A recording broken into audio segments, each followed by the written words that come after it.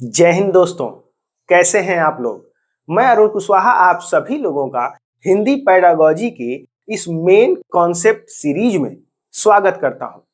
उम्मीद है कि आप स्वस्थ होंगे और आपकी तैयारी बेहतर चल रही होगी। साथियों, इस सीरीज में हम लोग वही टॉपिक पढ़ रहे हैं, उन्हीं कॉन्सेप्ट्स को समझ रहे हैं जिससे क्वेश्चन आपके एग्जाम में आता ही आता है। जैसे कि आज का ये टॉपिक है। आज हम लोग शीर्ष अधोगामी उपागम यानी कि टॉप डाउन अप्रोच और अधोगामी उपागम यानी कि बॉटम अप अप्रोच के बारे में समझेंगे।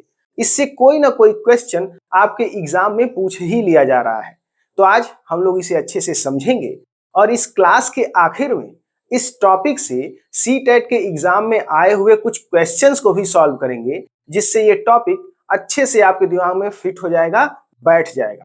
तो आइए इसे समझते हैं। देखिए, ये दो शब्द हैं, शीर्ष अधोगामी और अधोगामी।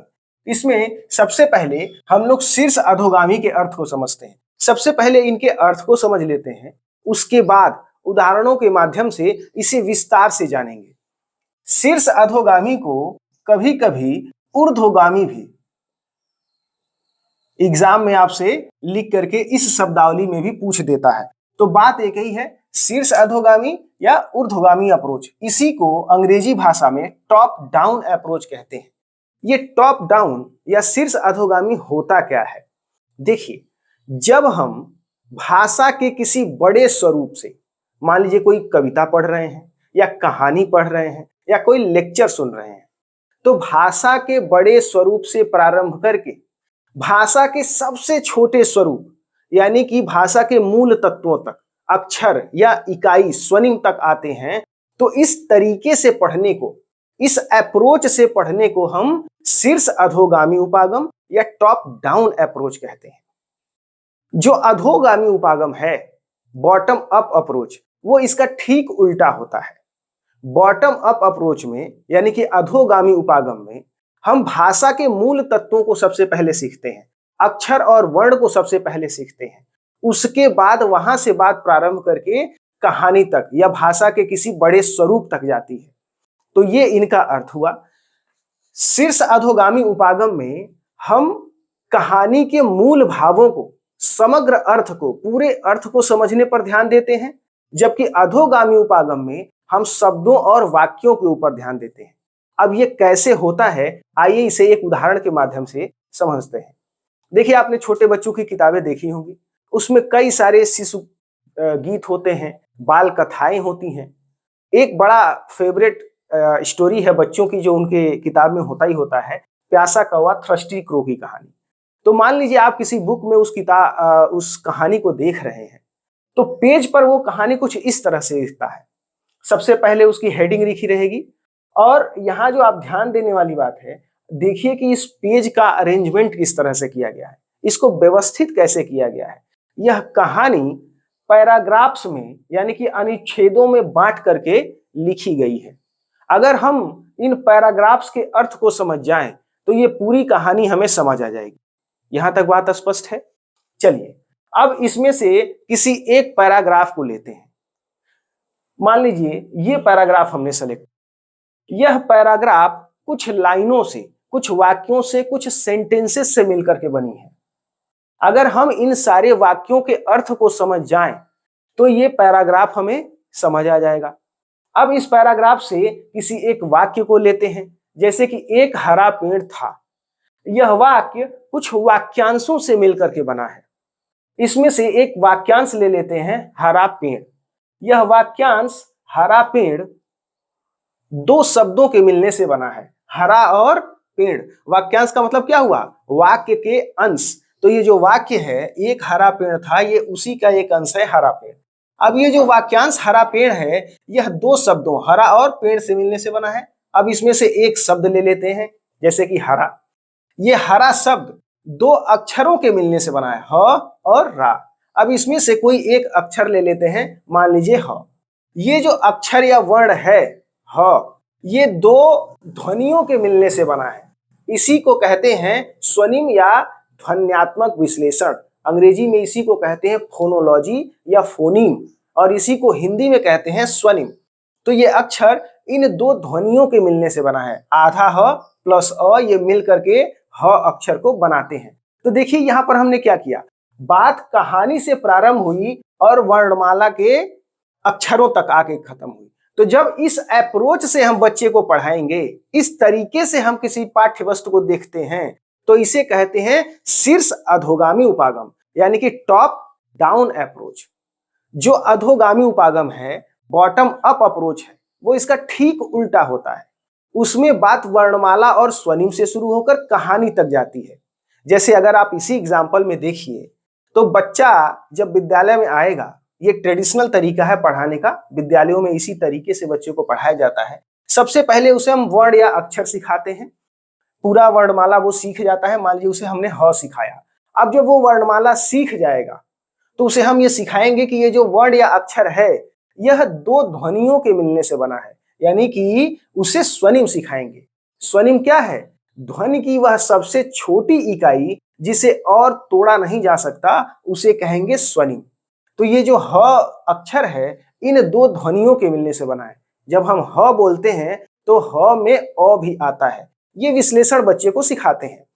जब बच्चा अक्षर लिखना अच्छे से सीख जाएगा तो उसे हम अक्षरों को मिला करके शब्द लिखना सिखाएंगे। जैसे ह और रा को मिल करके हरा शब्द लिखना सिखाया हमने।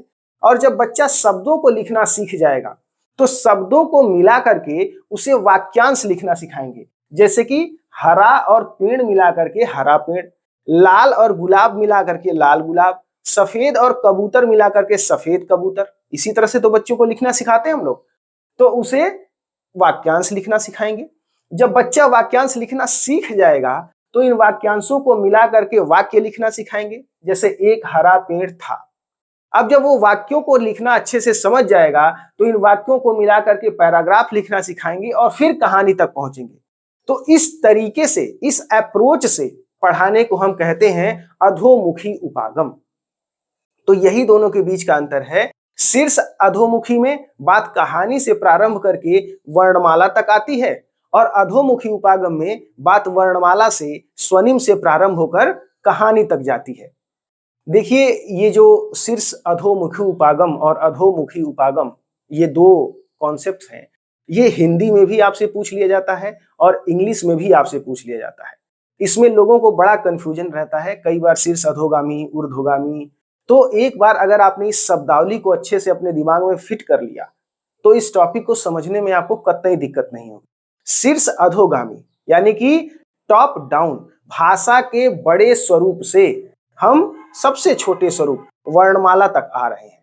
आइए इसे एक और एग्जाम्पल से समझते हैं, जिससे ये टॉपिक आपको पूरा स्पष्ट हो जाए और एग्जाम में आपके कम से कम 1 या 2 नंबर का नुकसान ना हो।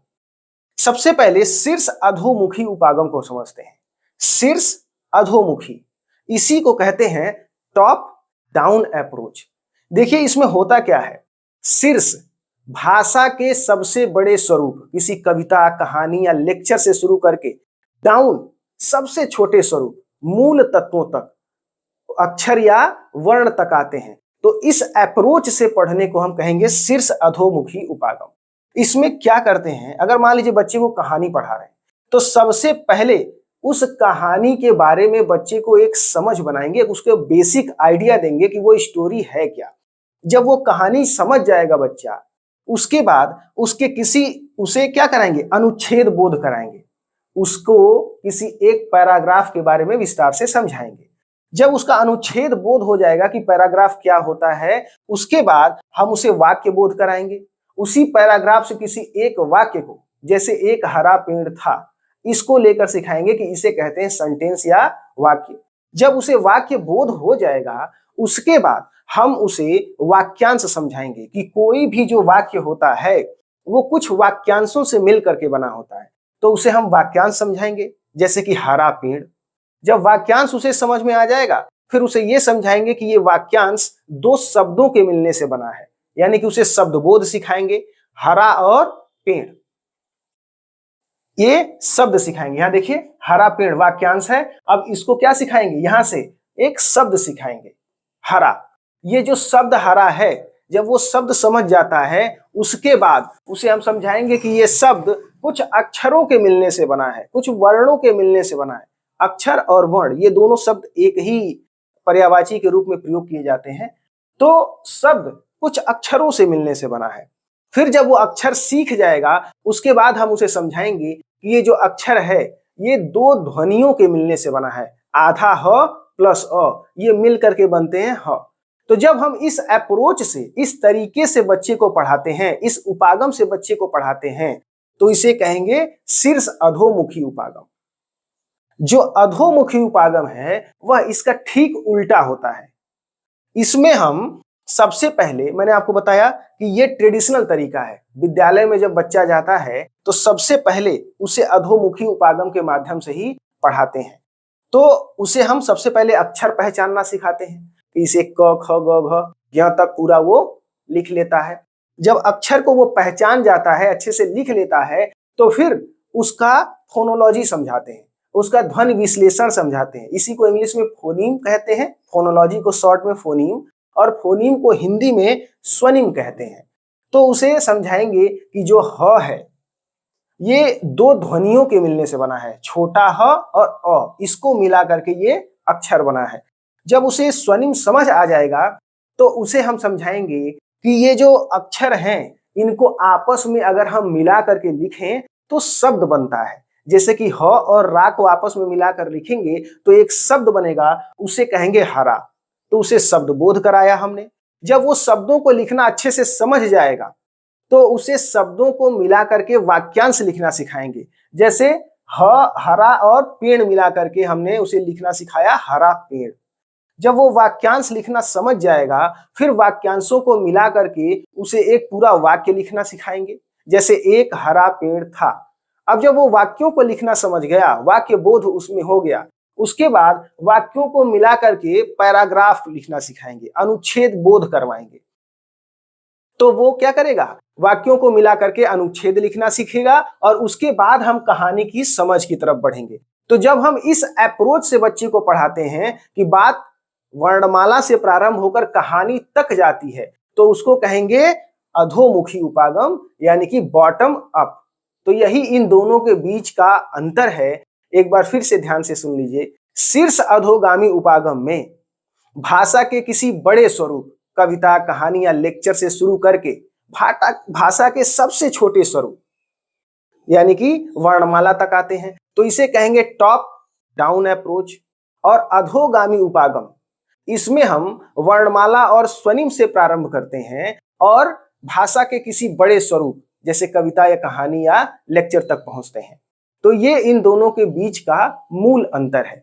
आइए अब इस टॉपिक से सीटेट के एग्जाम में पूछे हुए कुछ क्वेश्चंस को भी सॉल्व करते हैं, जिससे ये टॉपिक एकदम अच्छे से आपके दिमाग में फिट हो जाएगा।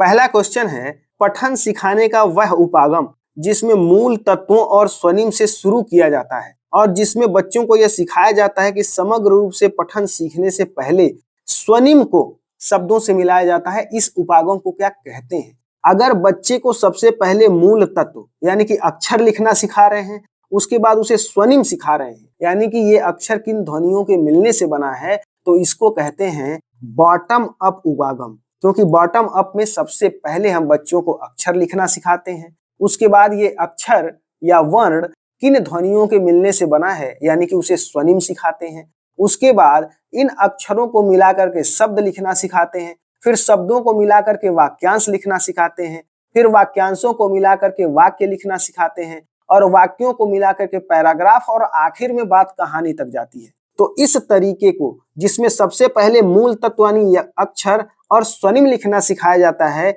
उसको कहते हैं बॉटम अप या अधोमुखी उपागम। सेकेंड क्वेश्चन है, अगर टॉप डाउन से आशय है समग्र अर्थ पर ध्यान देना, तो अधोमुखी यानी कि बॉटम अप का क्या मतलब है? उसको कहते हैं पाठ्य वस्तु के शब्दों और वाक्यों पर ध्यान देना। ऐसा इसलिए है क्योंकि अधोमुखी उपागम यानी कि बॉटम अप में सबसे पहले बच्चों को अक्षर लिखना ही सिखाया जाता है, उसके बाद उसे स्वनिम सिखाते हैं, उसके बाद उन अक्षरों को मिला करके शब्द बनाना सिखाते हैं और शब्दों को मिला करके वाक्यांश और वाक्य लिखना सिखाते हैं। इसलिए इस अप्रोच में बच्चों को सबसे पहले शब्दों और वाक्यों पर ध्यान देना सिखाया जाता है। किसमें? बॉटम अप में। अगला क्वेश्चन है, एक व्याख्यान सुनते समय एक विद्यार्थी व्याख्यान के समग्र विचार को इकट्ठा करने का प्रयास करता है और सभी व्यक्तिगत शब्दों को अधिक महत्व नहीं देता। सुनने के लिए वो क्या रणनीति अपनाता है? जब शुरुआत में समग्र विचार कर को इकट्ठा करने की बात आए तो उसको कहते हैं टॉप डाउन। हमने ये टॉप डाउन में समझा है कि बच्चे को सबसे पहले कहानी का भाव समझाते हैं। अब यहाँ कहानी की जगह पर व्याख्यान दे दिया है,